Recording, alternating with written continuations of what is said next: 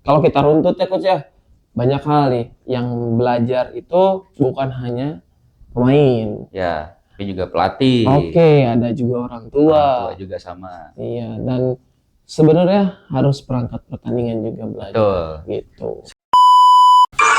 Nonton apa itu coach?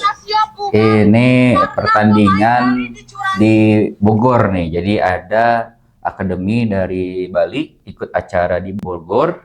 Nah, merasa dicurangi. Turnamen ya? Turnamen gitu. Jadi katanya sih juaranya itu akan diterbangkan ke Jepang. Gitu. Ada indikasi sudah di Sudah di setting juaranya. Gitu. Jadi yang kayak gini-gini nih yang memang perlu perhatian lebih nih kita. Itu kayaknya dilihat-lihat usianya tuh sekitar 10-11 tahun ya. Kayaknya sih 10-11 mungkin ya. Iya.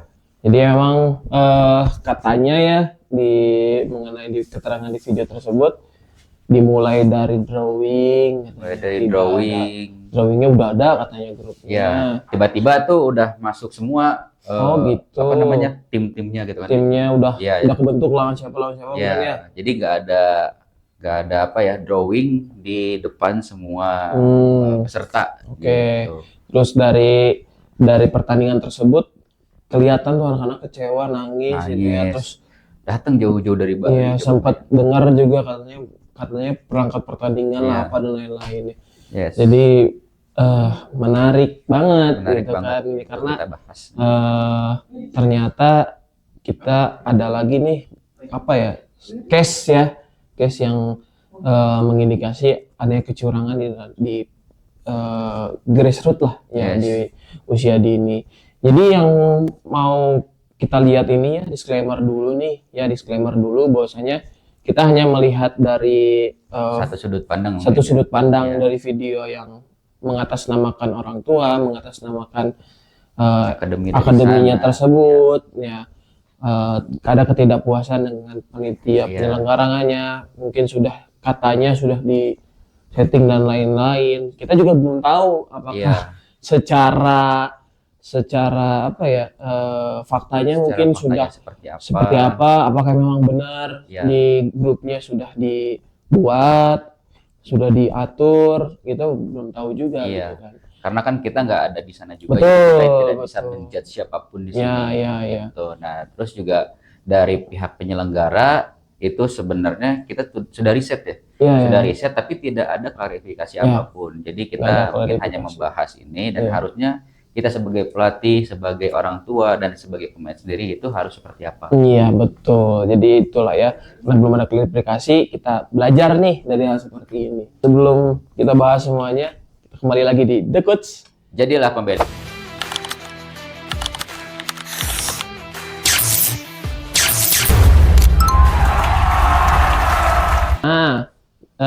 Kita udah lihat tadi ya video semuanya. Kita udah disclaimer juga ya.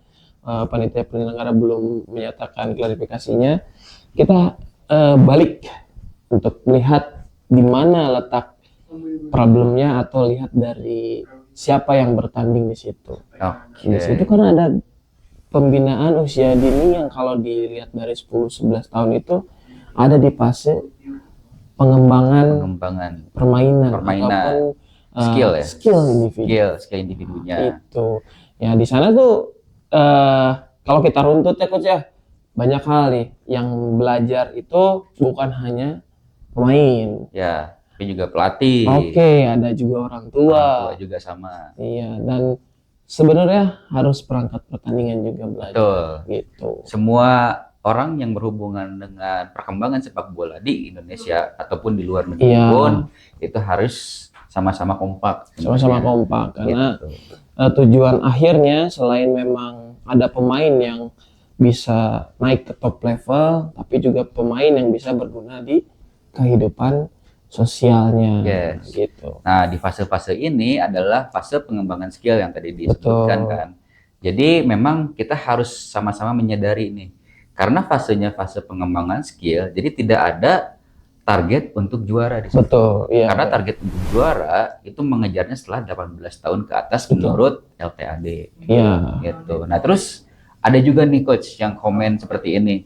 Kalau ada turnamen kalau nggak menang buat apa? Gitu kan. Jadi kayak enggak. Jadi karena kita fasenya sedang pengembangan skill, maka adanya turnamen itu untuk melihat perkembangan skill anak kita tuh seperti apa. Iya, dari proses latihan yang sudah dilakukan menuju ke pertandingan yang kompetitif. Nah, kompetitif dalam artian ada lawannya, ada perangkat pertandingannya, ada penontonnya, ya kan, ada regulasinya. Nah, di sana pun harus belajar. Belajar juga. Dan muncul nggak nih selama latihan itu anaknya, contohnya passingnya, ya first touch-nya, atau syutingnya muncul tidak nih di dalam pertandingan? Iya, sudah ada peningkatan atau belum? Nah, itu dia. Bukan hanya skill sepak bola saja, tapi skill di luar lapangannya juga. Iya, itu dia. Disiplin, saling respect, nah, betul. Gitu kan? Menerima keadaan. Nah, ini salah satunya juga. Betul, keputusannya, keputusan dan sikap mentalitinya kalau dibilang gak mau kalah, gak mau kalah. Karena nanti pada akhirnya pemain itu bukan berarti gak mau kalah tuh marah-marah di lapangan, enggak. Maksudnya dalam artian untuk bersaing, misalnya dia main lagi drop, lagi di bawah, tiba-tiba pelatih suruh istirahat dulu di bangku cadangan, ternyata dia pengen nunjukin lagi gitu kan, pengen main lagi gitu. Benar. Nah, seperti itu yang sebetulnya harus dilakukan gitu kan. Iya. Sebenarnya kalau yang tadi yang komen itu turnamen, kenapa kalau ikut turnamen buat apa katanya untuk menang? Ya sekarang saya tanya ke kalian semuanya yang udah juara nih, pialanya di mana sekarang? Pialanya cuma di gudang gitu kan. Cuma di gudang udah berdebu. Hanya mungkin sebatas sebatas pride sesaat saja gitu. Apalagi di usia grassroots. Gitu. Iya, saya yakin contoh hari ini nih kamu juara, pasti hari ini aja kamu euforia. Iya, sama hari Senin. Upacara di bawah-bawah. Gitu. Ya biasanya gitu. Cuman itu nggak masalah kalau memang prosesnya baik ya Coach. Itu prosesnya baik. Nah itu nggak masalah, prosesnya baik. Mungkin dari latihannya dia sudah berproses mungkin dari hampir 3 tahun sebelumnya ya kan. Malah tadi bilangnya si orang yang yang upload itu menemani anaknya dari umur 6 tahun. Kemungkinan kan lama sekali, lebih dari 4 tahun kayaknya, 4 tahun gitu kan. Nah gitu, jadi ya mungkin dari individu-individu yang sudah dilatih sekian lama itu akhirnya membentuk satu tim, bukan membentuk satu tim sih, ya karena berbicara pertandingan ya pasti satu tim lah ya Coach ya. Dengan satu tim, prosesnya baik, dilakukan dengan baik ya hasilnya pasti akan baik juga gitu. Itu juga. Nah mungkin ini juga menyambung bukan hanya ke pemain saja tapi ke orang tua juga. Nah orang tua di sini dengan berteriak-teriak, dengan protes-protes, dan dengan marah-marah, sebenarnya mengganggu mental pemain juga. Betul. Mengganggu mental pemain. Jangankan gitu, pemain misalnya anggaplah benturan fisik. Sebenarnya nggak apa-apa tuh anak. Tapi karena orang tuanya marah-marah, orang tuanya khawatirnya berlebihan, si anaknya justru malah lebih nangis lagi, lebih apa lagi. Itu baru dari sisi situ. Apalagi dari kalau misalnya kita melihat ketidakadilan, marah-marahnya berlebihan. Dan anak-anak nih ngelihat ekspresi dari orang tuanya, bosnya itu benar gitu. Iya, itu tuh takut. Jadinya takut. Jadi bisa jadi kesedihan itu bukan hanya dari kecurangan itu, tapi melihat orang tua sebegitunya, respon dari orang tuanya. Betul. Apalagi sering kali kita dengar, ya kita rasakan tuh dari hal teknis ya Coach ya. Kadang di orang tua meneriaki anaknya. Nah jadi Coach, akan lebih baik jika orang tua juga teredukasi. Selain teredukasi, harus mau juga untuk belajar gimana sih sebenarnya itu perkembangan atlet itu dalam jangka panjang, atau biasa kita sebut itu LTAD atau long term athlete development. Nah di tahap-tahap mana saja anak-anaknya sedang berlatih, di fase apa? Nah apa yang harusnya orang tua lakukan untuk mendukung gitu. Memang sebenarnya mah udah paling benar itu ketika orang tua itu datang ke tempat latihan, datang ke tempat kompetisi, itu duduk menikmati progresnya, melihat oh ini anak saya ternyata sudah bisa passing, ini anak saya sudah bisa dribbling, sudah bisa shooting dengan baik, positioningnya udah bagus, gitu kan. Itu akan lebih menyenangkan ya dibandingkan ketika kita datang tuh sudah berpikir ini kita harus menang nih, gitu. Capek. Kita lawan SSB ini harus menang. Harus menang pokoknya. Nah itu capek lah pokoknya. Jadi akan lebih baik duduk nikmati proses, terus lihat perkembangan anak sendiri. Udah itu cukup. Karena masih di usia grassroots mah masih jauh. Iya, jauh banget. Jauh banget. Untuk bisa menjadi pemain profesional, umurnya masih panjang. Iya, masih butuh proses yang sangat panjang gitu kan, buat bisa bahwasanya si atlet itu nanti siap untuk berkompetitif yang lebih tinggi gitu kan, tekanannya lebih tinggi, pressure lebih tinggi. Kadang juga kadang di usia-usia segitu ada aja yang orang tuanya marahin anaknya. Kamu tuh nggak boleh kayak gini, harusnya gini gitu. Salah di mata orang tuanya, padahal kan mereka sedang berproses gitu. Nah, akan lebih baik nih, lebih enak lagi kalau misalnya ternyata di kompetisi sekarang anaknya misalnya masih belum bisa defending nih, atau salah pergerakan ketika defending. Nah, di kompetisi selanjutnya kita lihat perkembangan anak kita, ternyata ada progres gitu. Jadi akan lebih baik seperti itu gitu.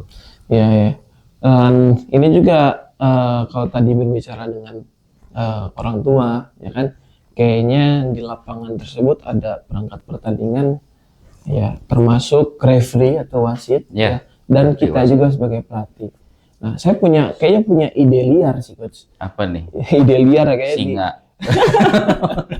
Ide liar tuh kayaknya di usia dini nih, di pengembangan usia dini, karena turnamen lah, anggap turnamen, kita ngadain turnamen lah untuk usia dini, mau setelah TM atau apa, setelah beres main, bisa nggak sih nantinya kita karena kan orang tua ataupun pelatih itu terkadang tidak mau mengetahui law of the game yang memang dipakai ataupun dilakukan gitu, yang atau update-nya atau segala macamnya. Kayak yang paling sering berargumen tuh soal ball hand dan handsball.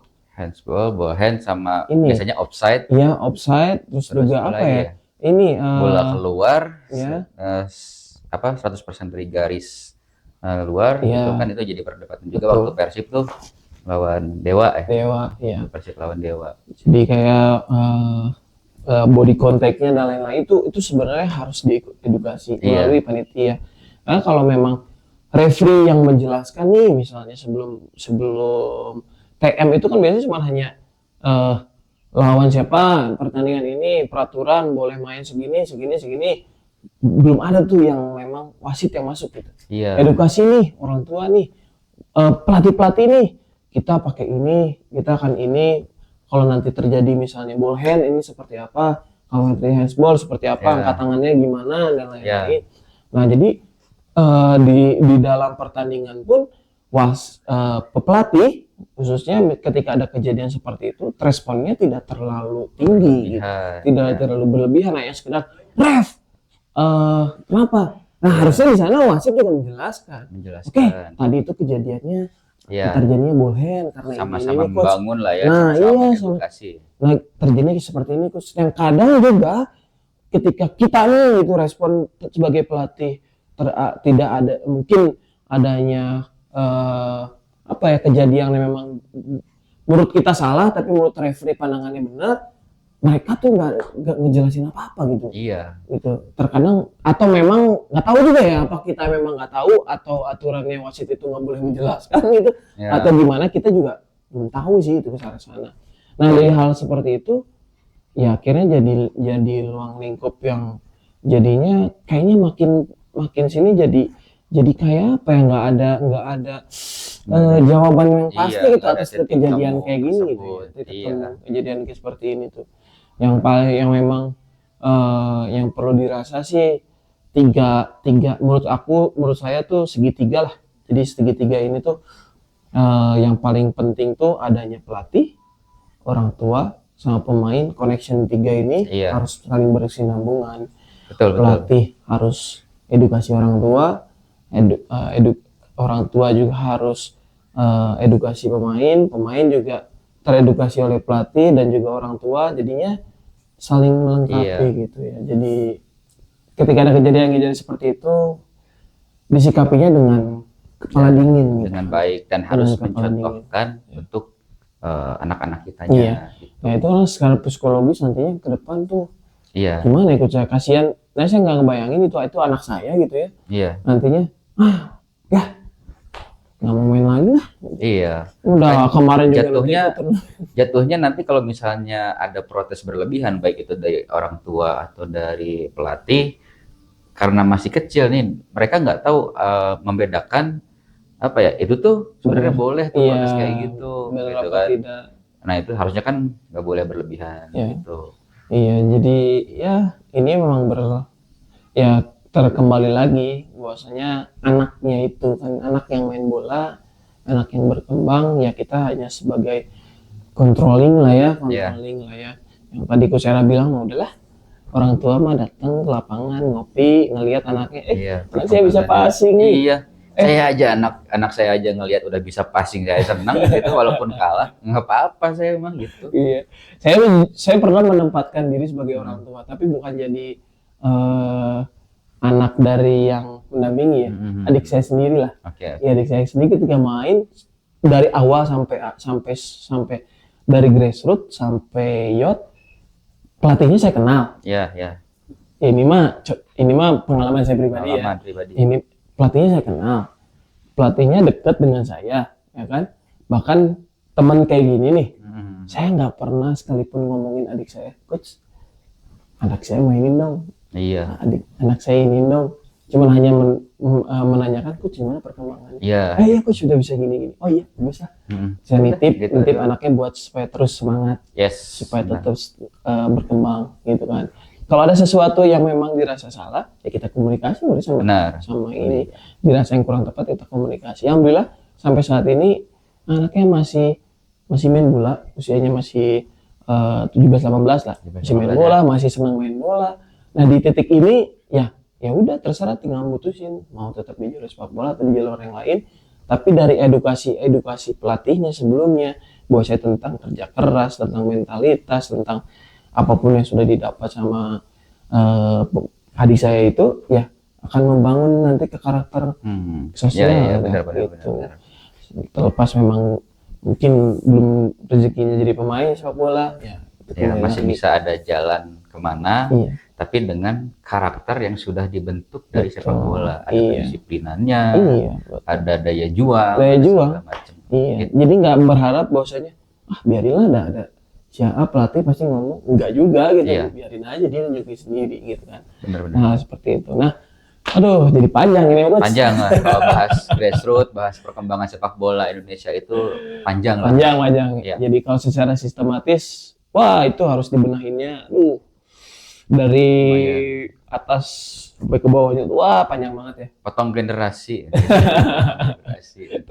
Jadi enggak tuh, jangan. Jadi ya itulah ya, semoga nih kejadian seperti ini tidak terulang kembali. Ya kita tunggu aja respon dari penyelenggara seperti apa, atau baik itu klarifikasi dan lain-lain.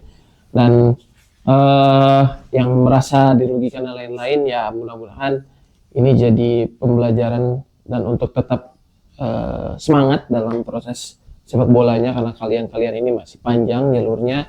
Buat orang tua sudahi ya, kita introspeksi mungkin ya, sama-sama sebagai pelatih juga sama orang tua, pelatih, penyelenggara mengintrospeksi apa yang menjadi perbaikan nanti untuk sepak bola Indonesia semakin baik nanti ke depannya. Sekian aja lah ya, semoga dengan kita berbincang ini menjadi perbaikan ke seluruh inspirasi lah ya. Sepak bola, sama juga kita belajar juga Coach ya. Sama-sama belajar buat lebih baik lagi. Itu aja mungkin dari kita. Jangan lupa like, comment, and subscribe. Kembali lagi di The Coach. Jadilah pembeda.